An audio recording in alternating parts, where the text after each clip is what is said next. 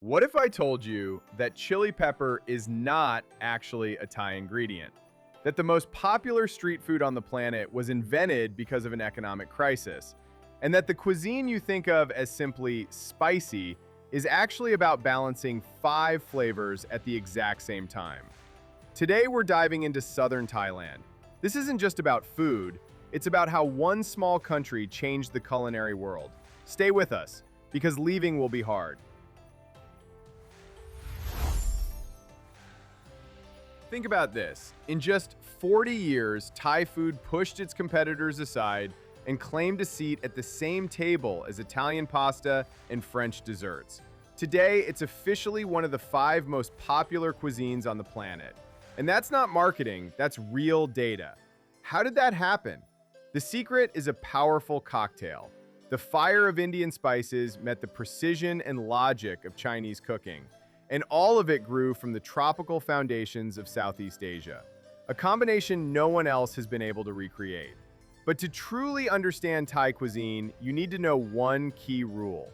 Thais believe that a single dish must bring together 5 elements at once: sweet, sour, salty, bitter, and spicy. Like an orchestra where no single instrument drowns out the others. And if even one element is missing, the dish just isn't the same.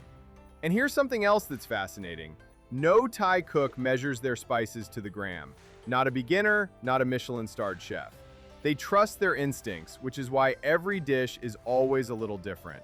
It's a cuisine of intuition, and that's what keeps it alive. Thai cuisine is a complex puzzle built over centuries.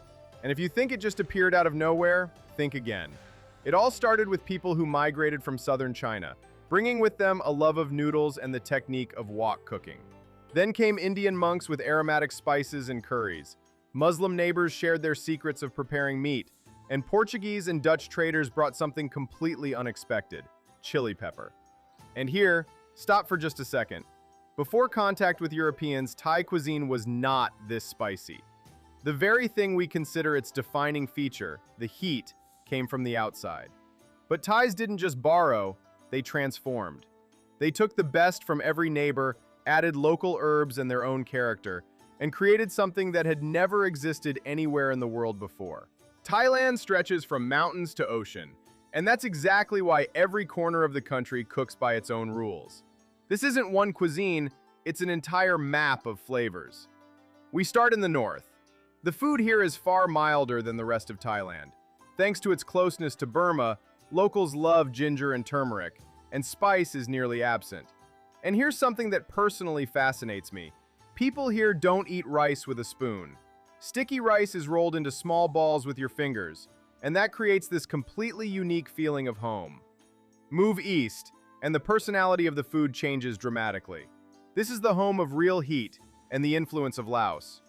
Meat was scarce in villages for generations, so people learned to work brilliantly with river fish and shrimp. And they developed fermentation as a way to preserve food for months. That fermentation is what gives these dishes their remarkably deep, unforgettable aroma. The central region is the golden middle, in every sense. This is where aromatic jasmine rice reigns instead of sticky rice, and where royal cuisine flourished, a tradition where cooking is considered on par with painting or sculpture. Every carrot can be transformed into an intricate flower, and that's not an exaggeration, it's literally a technique people study for years. And finally, the South. The Thailand you see on postcards, a tropical paradise where butter is replaced by coconut oil, cream by coconut milk, and every plate is filled with fresh seafood, crunchy cashews, and sunshine. That's exactly where we're headed today. But before we look in the bowl, one thing you need to understand before Thai cuisine makes any sense at all: rice. And this isn't just a side dish the way we think of it. In the Thai language, the word for to eat literally means to eat rice. In 2016, Thai rice was officially named the best in the world, and locals simply took it as given. You'll find it in 2 main forms: sticky rice, the kind rolled into balls with your fingers up north, and fluffy rice, the perfect partner for stir-frying with seafood or vegetables. And if you're craving something different, there's always noodles. From thin rice noodles to hearty egg noodles, a different texture for every mood. All right, it's finally time to look in the bowl. Let's start with something you can't imagine any Thai meal without: soup. Tom Yum. The king of all soups and the official calling card of an entire country. A hot, sour, spicy broth with tiger shrimp, mushrooms, and a whole bouquet of herbs: lime, lemongrass, galangal. It hits from every direction at once, and that's exactly the point. And by the way, Tom Yum is so central to Thai culture that the country is currently filing to have it recognized as UNESCO Intangible Cultural Heritage. And the dried cooking kits? One of the most popular souvenirs tourists bring home. But if Tom Yum is an explosion, the next soup is a completely different emotion. Tom Kha, a creamy, almost velvety coconut milk soup with chicken and galangal root. Less spicy, far more delicate. If Tom Yum wakes you up, Tom Kha wraps you in a blanket. The perfect pair, honestly. With our palates warmed up, it's time for the heavy artillery. And we start with the classic that even people who've never been to Thailand know: Pad Thai. Rice noodles in a blazing wok, egg, tofu, bean sprouts, and it all comes together so that the tartness of lime, the sweetness of sugar, and the saltiness of fish sauce exist in perfect balance. But the most interesting thing here isn't the recipe, it's the story. This dish was deliberately invented by the Thai government during an economic crisis to promote rice consumption and unite the country around a shared meal. Now it's the most popular street food on earth, and nobody remembers it started as a government project. If you're already smelling this through the screen, hit like. That's the signal for us to keep going. And if Pad Thai is the street and the energy, Khao Pad is home. Fried rice with vegetables, meat, or seafood, neutral, comforting. It perfectly resets your palate after all those flavor explosions. Served with a wedge of lime and fresh cucumber, and in that simplicity, there's its own kind of magic. Next up, the street masters of salads. And the leader is som tam, a salad that literally sings. Made from green, unripe papaya, pounded in a wooden mortar with chili, garlic, and peanuts. And here's something that always gets me. In Thailand, there's a specific name for the sound that mortar makes: pok pok.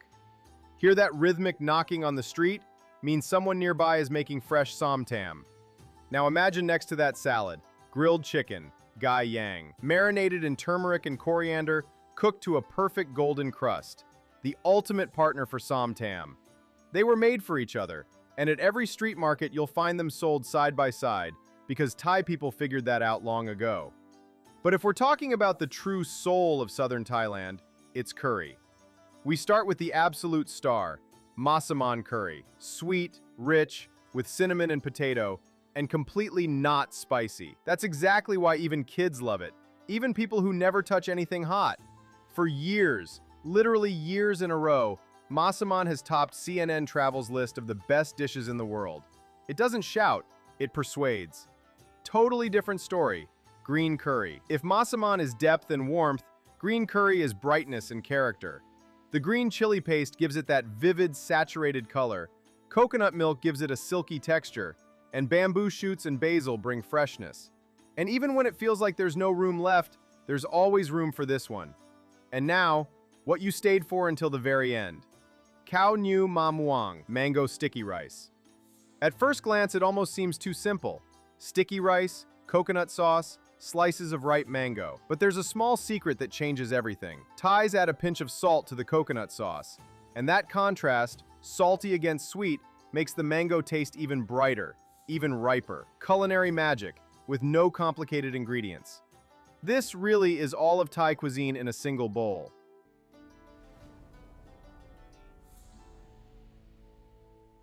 That's Thai cuisine, not just spicy food, an entire map of experiences where behind every dish stands centuries of travel, exchange, and the courage to combine the incompatible.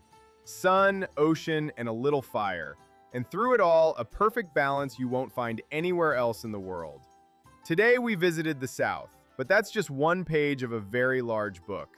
The North is waiting, with its forest herbs, the influence of Burma, and a completely different personality.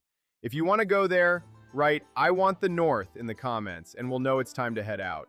And in the meantime, tell me, have any of you been to Thailand? Did you try Tom Yum right on the streets of Bangkok? Or are you just planning your first trip and already building your list of must-eat dishes?